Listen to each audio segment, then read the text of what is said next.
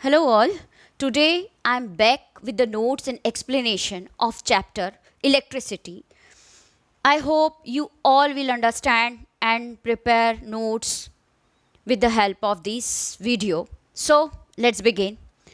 Now, we have to know about what the actual electricity derived from or originated from. So, सबसे पहले electricity क्या है? Electricity एक energy है. It is a form of energy. जब भी हम हीट की बात करते हैं, इलेक्ट्रिसिटी की बात करते हैं, मैग्नेटिज्म की बात करते हैं, they all are just a form of energy. Electricity का ओरिजिनेशन जो हुआ है, वर्ड ग्रीक वर्ड इलेक्ट्रिका से हुआ है या इलेक्ट्रॉन जिसको कह सकते हैं. सबसे पहले थेल्स फिलोसोफर आए और उन्होंने ये ऑब्जर्व किया दैट कि जब टू मटेरियल्स को कंटिन्यू जब हम रब करते हैं, एट दैट टाइम उसके बीच में एक टेम्परली करेंट प्रोड्यूस होता है और यहीं से एक इलेक्ट्रिक करेंट या कह लीजिए कि इलेक्ट्रिसिटी की स्टार्टिंग हुई. सो थेल्स ने जो ऑब्जर्व किया that what attracting capacity of certain material when rubbed on other materials. Then Gilbert classified these material into two categories. Almost जब भी हम चार्जेस की बात करते हैं तो हम उसको नेम देते हैं positive and negative charges. But सबसे पहले इनका जो नाम था, vitreous is as positive charge nowadays and resinous as negative charge. After that, frictional electricity. Electricity की जो एक्चुअल जो स्टार्टिंग हुई वो फ्रिक्शनल इलेक्ट्रिसिटी के फॉर्म में हुई. As I tell you that one material is rubbed into another, it acquires charges temporarily. This is known as frictional electricity, which we see in our daily life. Sometimes we just rub our hair with comb and all that. Comb attracts some beads of paper, या वो जो beats of paper होते हैं वो उस com में stick हो जाते हैं. कभी तुमने ये भी देखा होगा कि सिल्क क्लोथ होता है, लॉस रॉड के साथ रब किया जाए तो उसमें भी कुछ चार्जेस आ जाते हैं जो पॉजिटिव या नेगेटिव हो सकते हैं. अभी मैं आपको ये भी बताऊंगी कि किस तरह से हम सिल्क को पॉजिटिव लेते हैं या नेगेटिव लेते हैं और ग्लास रॉड को कैसे पॉजिटिव और नेगेटिव मेंशन किया जाता है. सिमिलरली जब एबोनाइट रॉड को हम फर के ऊपर रब करते हैं, फर के साथ रब करते हैं, तो एबोनाइट रॉड जो होती है वो नेगेटिव हो जाती है और फर में पॉजिटिव चार्ज आ जाते हैं. सो when any two materials are taken and rubbed with each other, the following series of element, I am giving you some materials in their sequence, will give you an idea about acquired charges. So what is the series? Let's see. This is the series in which first one material is fur, right? After that, cotton, paper, silk, human skin, wood, metals, rubber, resin, amber, sulfur and ebonite, right? इस series को कैसे समझा जाए कि किस में positive charge acquire होता है और किस में नेगेटिव चार्ज एक्वायर होता है. तो जब भी हम ऊपर के मटेरियल्स की बात करते हैं, एलिमेंट्स की बात करते हैं, the element occurring first in series will acquire positive charge while the elements occurring later acquires negative charge. Simply अगर मैंने सिल्क को एबोनाइट के साथ या सिल्क को वुड के साथ रब किया, राइट, तो सिल्क में पॉजिटिव चार्ज होगा और एबोनाइट में नेगेटिव, या फिर वुड में नेगेटिव हो जाएगा. सिल्क को मेटल के साथ रब करोगे तो सिल्क में पॉजिटिव चार्ज आएगा और मेटल्स में नेगेटिव चार्ज आएगा. मतलब जो एबव जो मेंशन किए हुए मटेरियल्स है दे एक्वायर पॉजिटिव चार्ज और जो नीचे मेंशन किए हुए हैं उनमें नेगेटिव चार्ज आएगा. सो now the fundamental laws of electrostatics. Simple and easiest way what that in our surrounding all are occurred as positive and negative, right? Namely negative and positive. Charges are also negative and positive. Like charges repel each other and unlike charges attract each other. This is the common concept for any of fundamental law of electrostatics. But now the most important things which we have to study about, that is Coulomb's law. Electrostatic force of attraction or repulsion. Attraction means what? Opposite poles attract each other. Repulsion means what? Same poles or same charges repel each other. So there is attraction or repulsion acts upon them. So when we talk about these type of forces between two charges, repulsion और attraction, जब coulomb आए तो coulomb ने इसके लिए एक law बनाया जिससे कि हम इसकी एक न्यूमेरिकल वैल्यू निकाल सकते हैं. इनके बीच जो फोर्स एक्ट कर रहा है that is electrostatic force, right. और ये फोर्स जो होता है वो डायरेक्टली प्रोपोर्शनल होता है Q1 और Q2. Now what is Q1 and Q2? Q1 and Q2 are charges, maybe they are similar or they are dissimilar. F is inversely proportional to R square. R square. R means the distance between them, between the charges. So when we remove this proportional sign, we will get here K constant. Then the equation or the formula for static force will be F is equals to K Q1 into Q2 upon R square, right? So here you can see what is F. F is electrostatic force. Q1 and Q2 are charges. R is distance between the charges. But the most important value you have to learn, what? K is constant and its value is 9 into 10 raised to the power 9 Newton meter square upon Coulomb square for free space. This is the most important value and this is always constant, right? After that, force acts on charges according to Coulomb's law. अब force तो work करते हैं, repulsion भी work कर रहा है, attraction भी work कर रहा है. So force acts along the line joining the two charges. If the charges are similar that means positive positive और negative negative, then there will be repulsion. Why? Because of fundamental law of electricity that same pole repel each other, same charges repel each other, there will be repulsion and so force will be positive. Now you can see if these are the charges, right? Plus plus तो ये कभी पास तो नहीं आएंगे, ये minus minus भी हो तब भी ये पास तो नहीं आएंगे. Eight that time they just ripple each other. और जब रिपल करेंगे तो फोर्स की जो क्वांटिटी है, फोर्स का जो मेजरमेंट है वो बढ़ जाएगा. Force will be positive. If the charges are dissimilar तो वो पास आएंगे, डेफिनेटली वो अट्रैक्ट करेंगे. देयर विल बी अट्रैक्शन और अट्रैक्टिव फोर्स. और इसमें ये फोर्स, अब इनको ज़्यादा फोर्स वर्क करने की ज़रूरत ही नहीं है, so that force will B negative, right. Next one is these are some important notes that charges are neither created nor destroyed and it can be transformed from one to another and it remain conserved, right. These 3 points are important for any kind of charges. Now what is the value of charge? You know in chemistry the structure of atom. What is the structure of atom? Atom जो एक structure होता है उसमें एक nucleus होता है.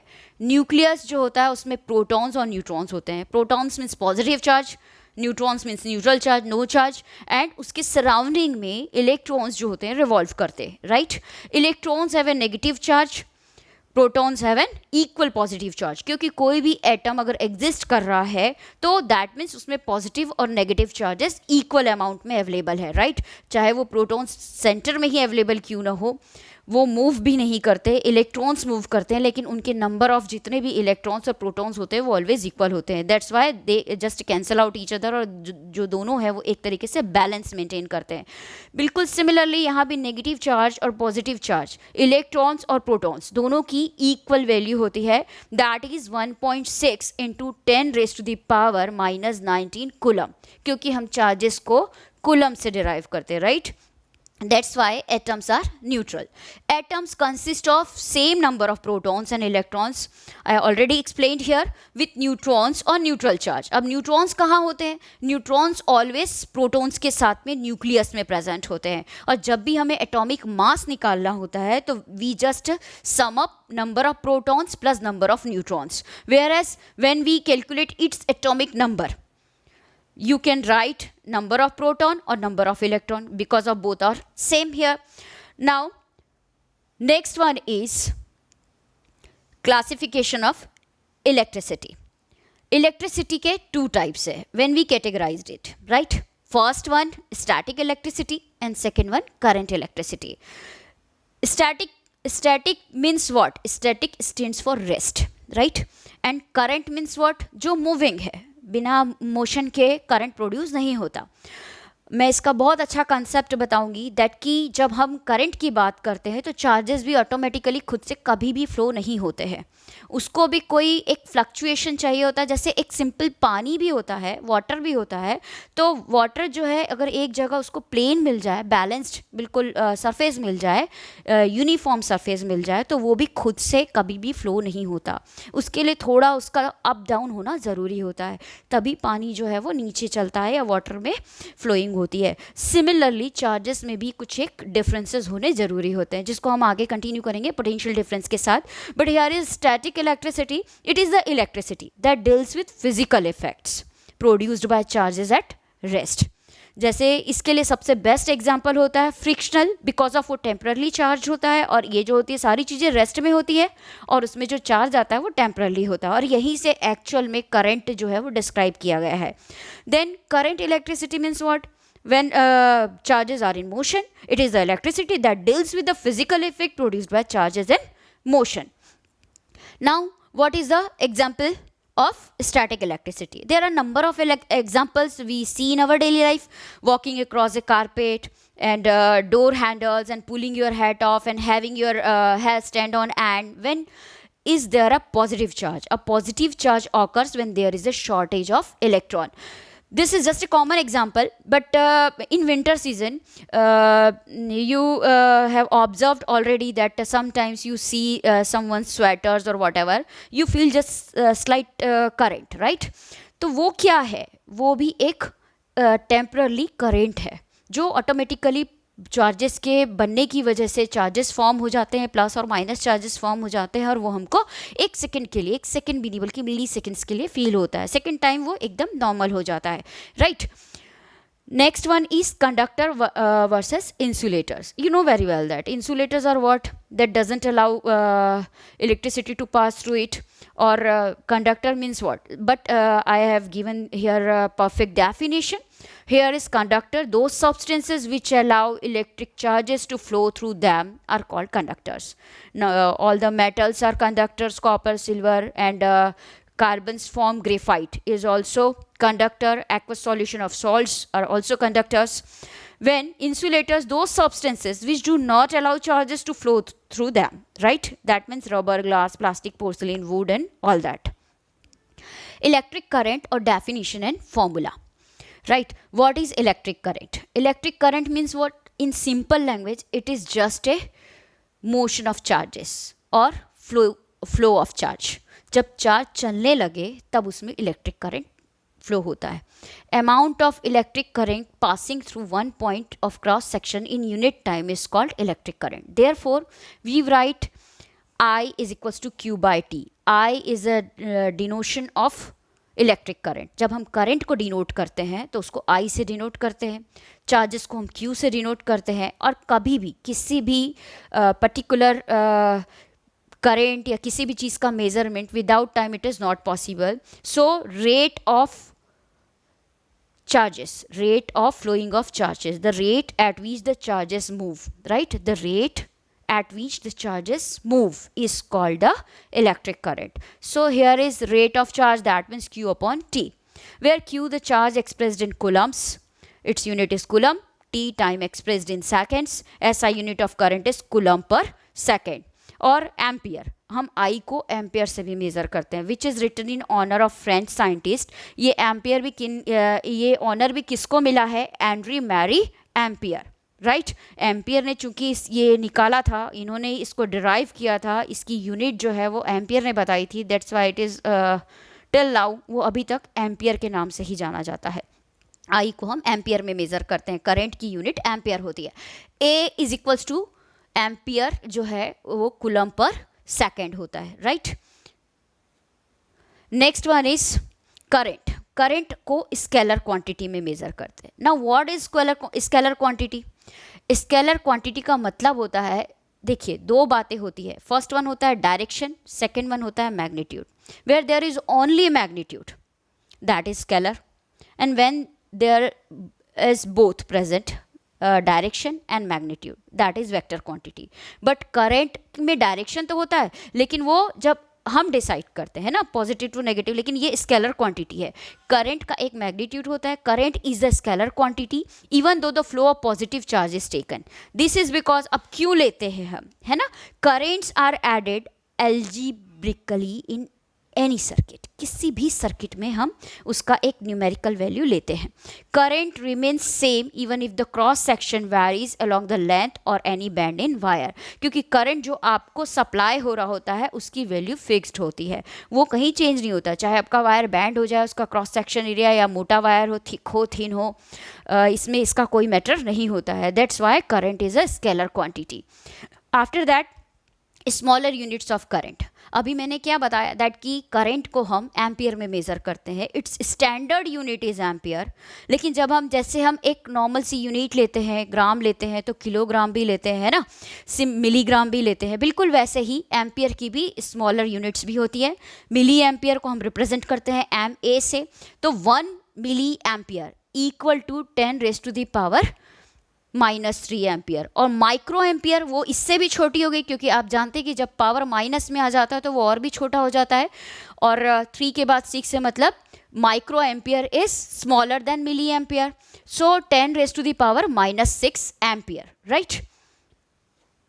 It is a device used to find the current. What is ammeter here? You can see here ammeter. देखिए, जब भी आप करंट किसी अप्लायंस को सप्लाई होता है, you eagerly want to know what amount of current actually supplied here, right. At that time, ammeter is a device which is used in circuit. It is a device used to find the current. It is connected in series. Always remember these one thing, because of we have to study about number of devices we will use in our electric circuit.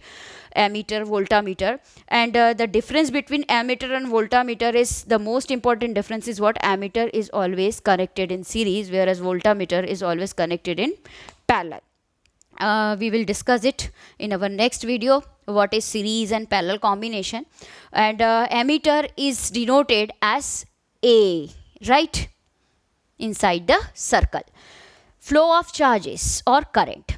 You know very well that the standard unit of current is ampere, and the amount of current flowing in the circuit or coulomb of charge moves across it in 1 second. मतलब आप 1 coulomb का charge, 1 coulomb का charge, क्योंकि अभी हमने क्या पढ़ा कि हम जो रेट यानी Q/T होता है वो I होता है. करंट की क्या पढ़ा हमने, Q/T, राइट. तो जब Q को हम मेज़र करते हैं तो C से मेज़र करते हैं, और जो टाइम होता है वो सेकेंड्स में होता है. तो एम्पियर यानी क्या हो गया, एम्पियर का मतलब हो गया 1 coulomb per 1 second.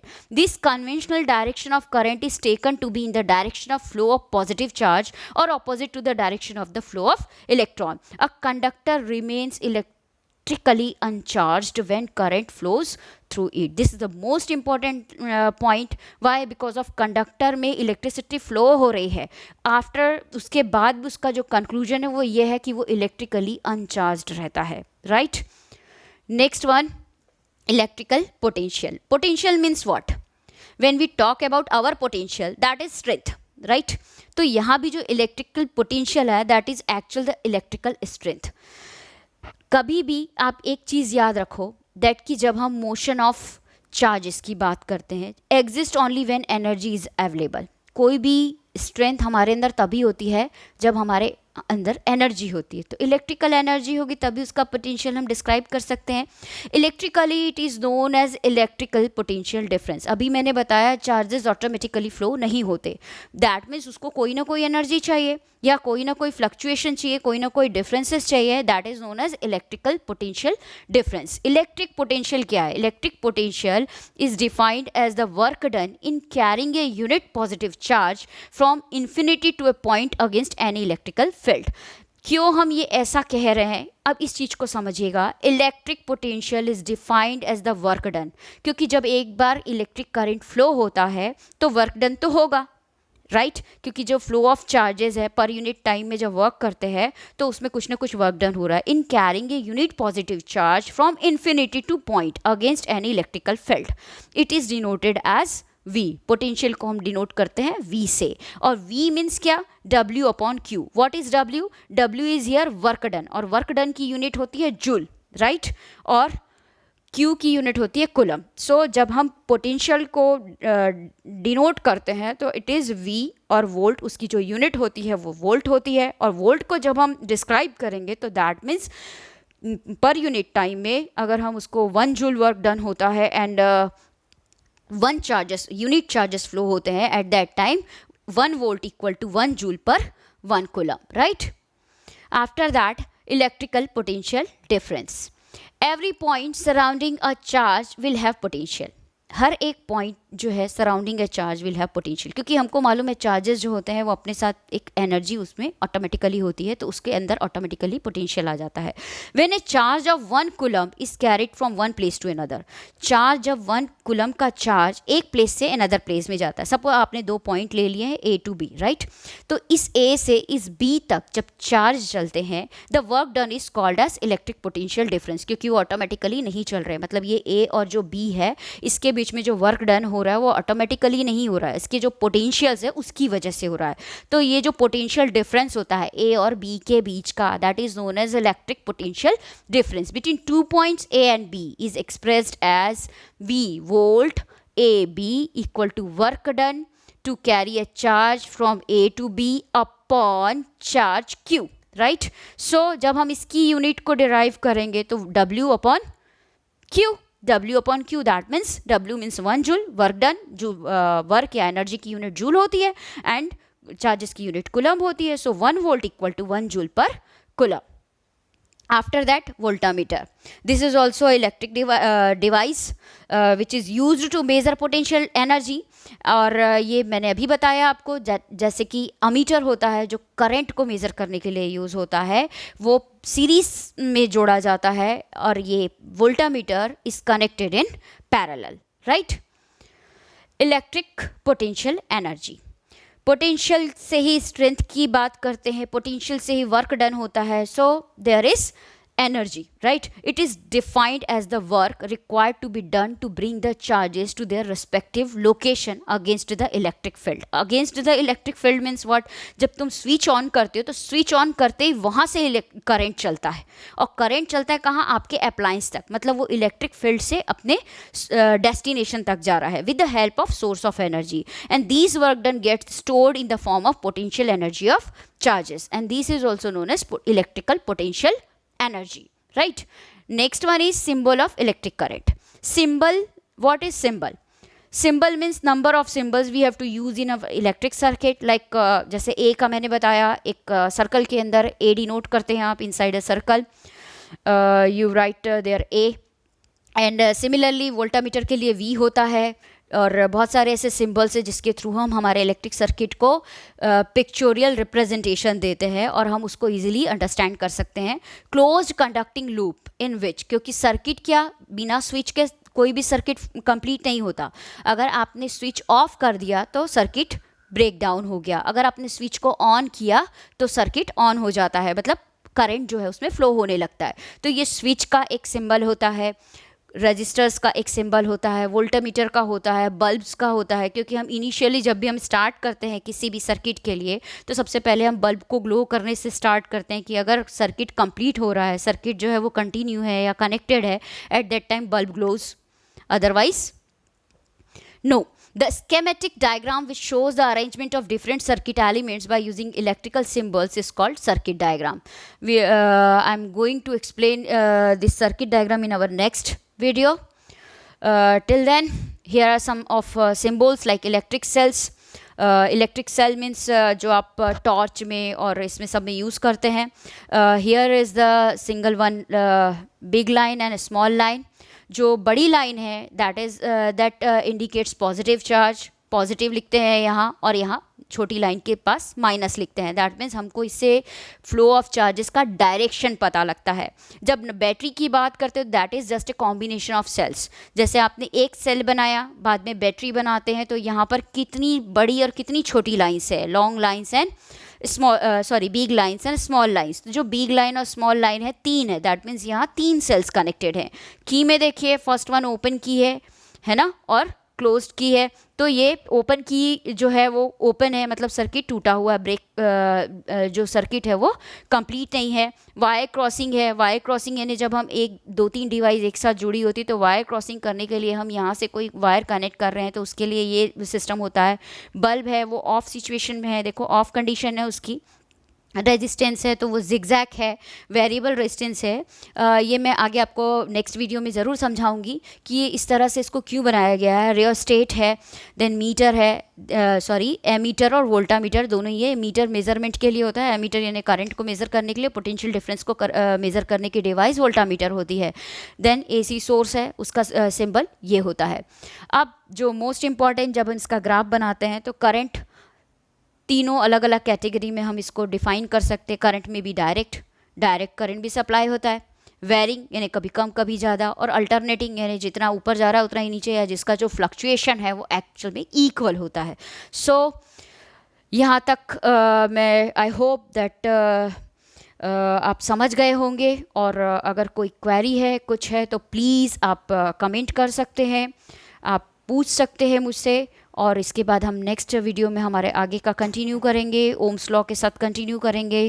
Till then happy learning, bye bye.